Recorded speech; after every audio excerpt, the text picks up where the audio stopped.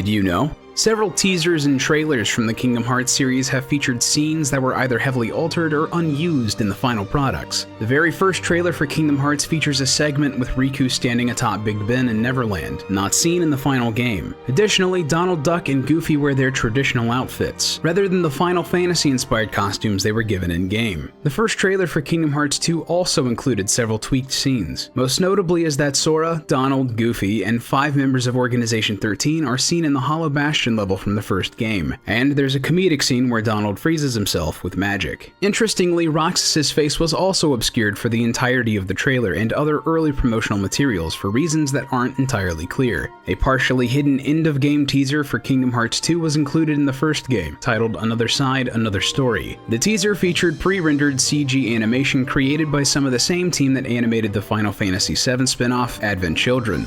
Though conceived as a non-canon concept trailer showcasing unconnected ideas for a sequel, several aspects of the trailer did eventually make their way into official parts of the series. The main sequence from the video was briefly retold in Kingdom Hearts 2 through a flashback, and was an integral part of the spin-off 358 over 2 days. Additionally, the seemingly random quotes that appear throughout the trailer were added in the Kingdom Hearts 2 script by writer Kazushige Nojima after an official story had been crafted. Kingdom Hearts 2 featured a similar pre-rendered trailer titled Birth by Sleep, which teased a climactic scene from the game of the same name. Despite first being released in Japan, the international versions of Kingdom Hearts actually feature additional content. New music and battles against Kurtzisa, the Phantom, and Sephiroth weren't in the initial Japanese game, and wouldn't be included until the release of a special Japan-exclusive version titled Kingdom Hearts Final Mix. This upgraded rendition also contained even more new content, including cutscenes, enemies, weapons, and a secret boss battle against a powerful and mysterious hooded man. Kingdom Hearts 2's Final Mix similarly featured new content,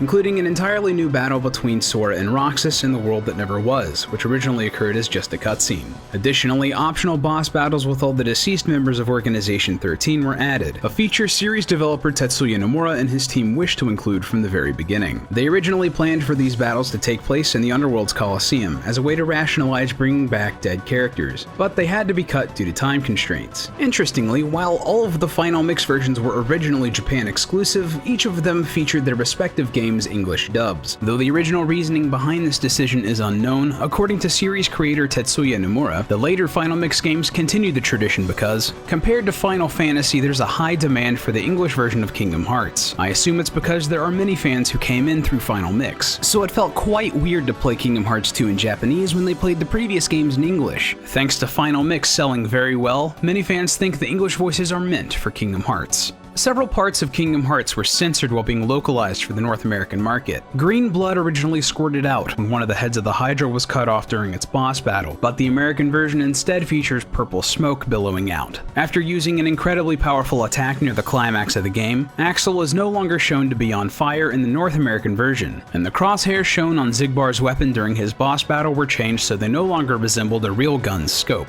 Several aspects of Port Royal, the world based on the Pirates of the Caribbean films, were also censored. The guns held by enemy pirates were changed to crossbows in the North American release, despite still producing a gunshot when fired. These pirate enemies also no longer catch on fire when hit with fire-based magic attacks. The cutscene where Jack Sparrow was stabbed by Captain Barbossa was tweaked and no longer features a sword sticking out of Jack. And the scene where Will Turner threatens to shoot himself while nearly identical to the films in the Japanese release was reanimated for the international market. In the March 2007 issue of Electronic Gaming Monthly, a new Wii-exclusive game called Mushroom Kingdom Hearts was teased. The magazine claimed that this new title in the franchise would include both new and returning Disney and Kingdom Hearts characters alongside Nintendo characters and worlds. The article was complete with new artwork of a redesigned Mario holding a Keyblade alongside Sora and Mickey Mouse, and a logo featuring the iconic Super Mario mushroom with the Kingdom Hearts crown symbol on its head. This game, of course, never materialized. EGM later confirmed that this article was their annual April Fool's joke, and that the Mario render was just Photoshop Super Mario Sunshine artwork. There have been other real projects in the Kingdom Hearts franchise that were put into production but never saw release. After the success of the first Kingdom Hearts game in the early 2000s, Disney and Square put an animated adaptation into production. The two companies hired storyboard artist Seth Kearsley of Disney's television animation division to write and direct an animatic pilot for a potential series, and he was given complete creative freedom over the project. After playing through the first game, Kearsley constructed his own interpretation of Sora's journey to Agrabah. He was given access to the Disney Animation Archive, and intended to use the actual background from the Aladdin animated feature to both save money and give the series an authentic feel. Kearsley later uploaded several storyboards from the pilot to the internet in 2013, stating that despite testing extremely well with audiences, the show wasn't picked up because it was a vastly different interpretation of the Kingdom Hearts story. Disney and Square had already agreed to make more games and didn't want the series to conflict with any future plot points. Another Kingdom Hearts spin-off that never saw the light of day was an iOS and Android title called Kingdom Hearts Fragmented Keys. This game was in development at Disney Interactive subsidiary Wide Load Games before its cancellation in early 2014. The title would have featured several Kingdom Hearts characters traveling to numerous Disney universes through a hub world and fighting evil along the way. Concept art for several Disney-themed worlds intended for Fragmented Keys was later leaked online, and included places based on Tron, Lilo and Stitch, Wreck-It Ralph, Tangled, Frozen, and most interestingly, the Star Wars Clone Wars cartoon. Though it's unknown if any of this art made it past the conceptual phase, series creator Tetsuya Nomura is an admitted fan of Star Wars and has mentioned in the past that he would jump at the chance to include the franchise in Kingdom Hearts. Don't forget to subscribe to DidYouKnowGaming for more facts and trivia. And hey, my name's Lee and I'm part of a channel called Arcadia. If you want to check us out, click the annotation. It'll take you to a video I did about the evolution of the jump mechanic in video games.